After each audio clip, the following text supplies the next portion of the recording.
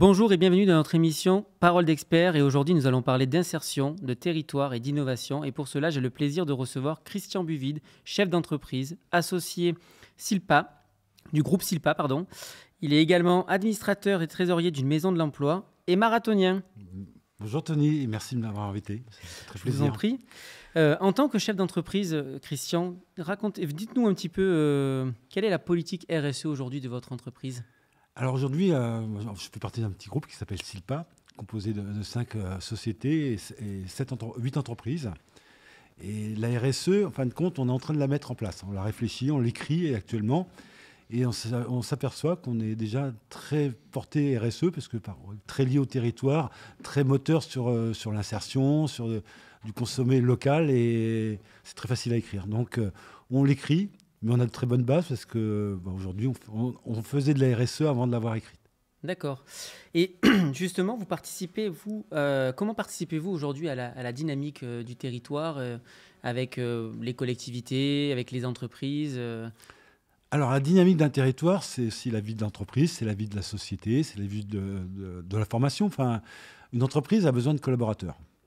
Collaborateurs, il faut qu'ils soient formés. Alors, on travaille beaucoup sur l'alternance, beaucoup avec les écoles, beaucoup aussi avec l'insertion, parce qu'il y a aussi les gens qui ont eu de la chance d'avoir un parcours classique et d'autres qui sont plus en difficulté, qui ont besoin d'un rattrapage. Mhm. Et là, le rôle de l'entreprise et les métiers, je travaille dans l'ingénierie électrique, dans les travaux publics, ça permet à des gens de tout niveau de rentrer. Et l'indicateur, pour moi, c'est l'œil qui brille. Voilà, et pour l'entreprise, c'est important parce qu'on a besoin de capter des collaborateurs qui aiment l'entreprise, qui l'apprécient et surtout qui restent. Parce que c'est ça, la réussite de l'entreprise, c'est de pouvoir manager une équipe qui a envie de travailler et puis qui est heureuse d'être au travail. Et c'est important. Et justement, je sais que c'est un sujet qui vous tient à cœur. L'insertion, justement, est-ce que vous pouvez nous dire quelques mots sur l'insertion aujourd'hui, les pratiques que vous faites aujourd'hui au quotidien, notamment avec votre entreprise? Tout à fait, parce que l'insertion, on est sur des territoires où tout le monde va bien, tout le monde a une bonne formation initiale, des métiers dès qu'on sort de l'école. Et puis il y a aussi des gens qui ont un parcours un peu plus atypique, plus cassé, plus haché, plus difficile, parce que l'accès à certains types d'études n'est pas donné à tout le monde. Et le travail sur l'insertion, et c'est passionnant parce que moi, je suis dans le métier depuis plus de 30 ans, j'ai quelques années de route. Mais dire, on travaille le diplômé, on travaille la personne qui est en formation, en alternance. Et puis, je suis mis administrateur d'une maison de l'emploi, la maison de l'emploi de Grand Paris Sud, pour plein de choses, parce qu'à un moment donné, l'entrepreneur, l'homme, le papa que je suis, c'est aussi de donner du temps aux autres. Et du temps aux autres, souvent, c'est de redonner de l'envie, de redonner le moral et de redonner des perspectives. Et ça, via l'insertion, c'est exactement ça. C'est sortir des gens qui sont un peu dans la difficulté, dans le doute, le réintégrer doucement, lui donner des bonnes billes et surtout le motiver et lui faire ressortir ce qu'il a de meilleur en lui. Et tout le monde a quelque chose de bon en lui. Donc, ça marche très bien. Et l'insertion, je pense que pour des entreprises comme nous, c'est nécessaire. Et en plus, je dirais que humainement, pour moi, pour mes équipes, pour mes collaborateurs, aider quelqu'un, le faire grandir et le remettre dans le système, c'est très glorifiant. C'est une belle victoire. Et du coup, en quoi votre groupe aujourd'hui est innovant et comment vous vous démarquez un petit peu des autres groupes aujourd'hui? Alors l'innovation, la RSE, tous ces principes-là, moi je viens d'un grand groupe. J'ai fait 32 ans dans un grand groupe où on était plutôt dans une approche très marketing. Enfin, on mettait en RSE devant, mais des fois on oubliait de la faire. Enfin, on savait le faire quand il y avait des comptes annuels. Là, je suis dans un petit groupe avec des valeurs humaines, enfin une gouvernance de proximité, des équipes qu'on voit tous les jours, qu'on salue. Donc, l'innovation, c'est aussi se maintenir à flot et donner aussi aux collaborateurs l'envie d'aller faire un peu plus que ce qu'ils ne font. L'innovation, c'est-à-dire on a créé un concours de l'innovation où je dirais que les âgés vont avoir plein d'idées parce qu'ils sortent de l'école, mais les innovations qui nous ont fait le plus sourire, c'est celle du chantier. Sourire parce qu'il y avait une motivation. Et c'était très, très simple, mais tellement utile. Et en plus, moi, j'ai eu de la chance dans mes équipes, on a gagné un prix sur une innovation liée à la sécurité. Parce que mon boulot, moi, c'est de ramener un peu d'argent à l'entreprise, ça c'est normal, à mes équipes de faire pareil, mais aussi de revenir le soir un peu plus fatigué que le matin, mais surtout pas blessé.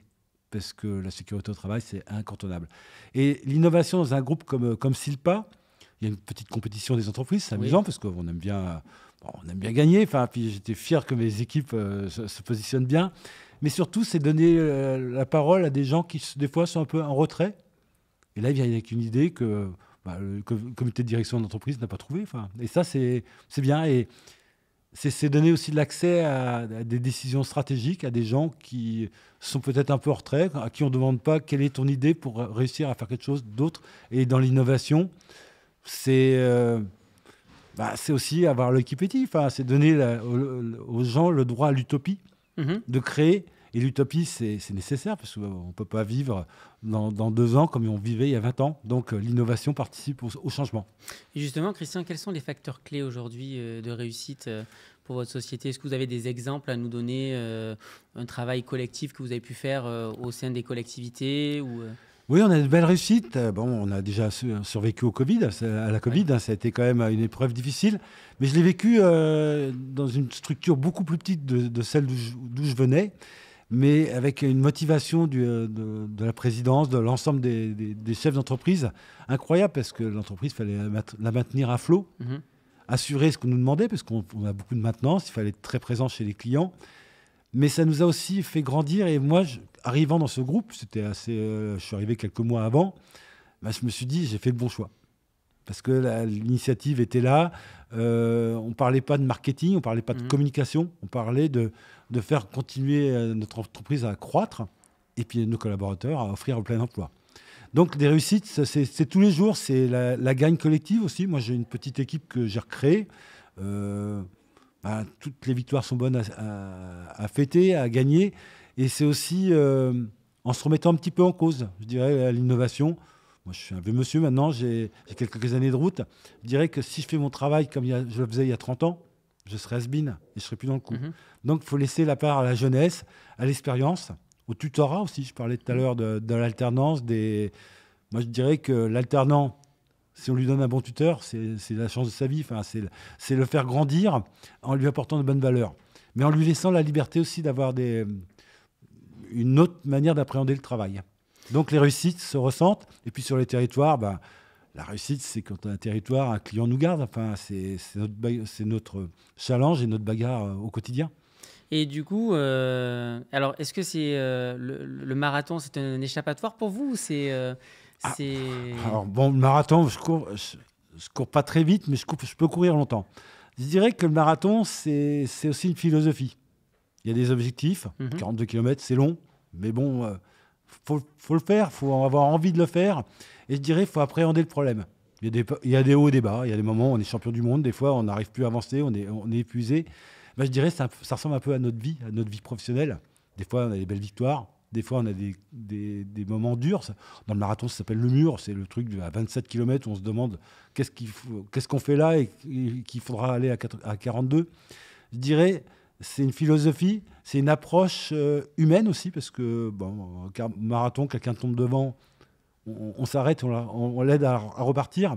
C'est une vie d'entreprise, des difficultés, puis la victoire, le tapis rouge à la fin, l'arrivée, c'est super beau. Puis on a mal aux pattes, comme des fois au travail, on a mal à la tête, mais qu'est-ce qu'on a envie de recommencer?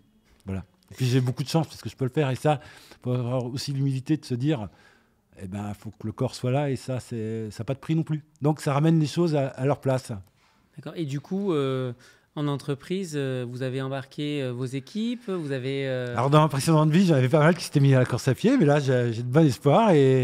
Mais ce qu'il faut, c'est que les gens aient envie. Enfin, moi je pense que l'envie de travailler, l'envie de former, l'envie de faire de l'insertion, l'envie d'être journaliste, c'est tellement beau dès qu'on a la chance de pouvoir le faire. Et ça n'a pas de prix. Donc je pense que j'ai des gens qui vont courir. Et puis, ça sera des marathons, ça sera un 5 km, ça sera une marche le midi. Enfin, c'est aussi le bien-être. C'est se poser. On peut être devant un dossier, devant un ordi, mais le collectif, c'est tellement beau. Enfin, et courir, pourtant, c'est individuel, mais c'est tellement collectif que c'est incroyable. Enfin, après le marathon, une bonne bière avec des copains, ça n'a pas de prix. Enfin. Et Christian, donc du coup, l'émission arrive à sa fin. Que souhaitez-vous faire passer comme message par rapport à votre expérience aujourd'hui de chef d'entreprise pour nos auditeurs et nos auditrices qui nous écoutent aujourd'hui? Quel message souhaitez-vous faire passer? Alors moi, je dirais, l'entreprise, c'est un endroit déjà, on a beaucoup de chances d'y être. Et ça, l'accès au travail, il y a beaucoup de gens qui sont à côté. Ça, c'est compliqué, il faut l'avoir en tête. Et je dirais que l'entreprise, c'est un endroit où on doit être heureux. Heureux de travailler, heureux d'avoir une paye à la fin du mois, heureux d'avoir un projet et travailler collectif. La plus belle réussite, c'est d'avoir une entreprise pérenne qui sort un peu d'argent, des collaborateurs heureux, et puis aussi de faire croître cette entreprise. Et je dirais que l'entreprise, moi j'ai pris beaucoup d'alternants chez moi, de tout niveau, et ben c'est aussi l'avenir. Enfin, dans ces alternants, il y a les gens qui me remplaceront, et ça n'a pas de prix. Christian, sur ces belles paroles, je vous remercie d'avoir accepté notre invitation. Merci beaucoup Tony, puis à très bientôt. Vous étiez en direct avec le web magazine Ville Intelligente Mag et je vous dis à très bientôt pour de nouvelles rencontres.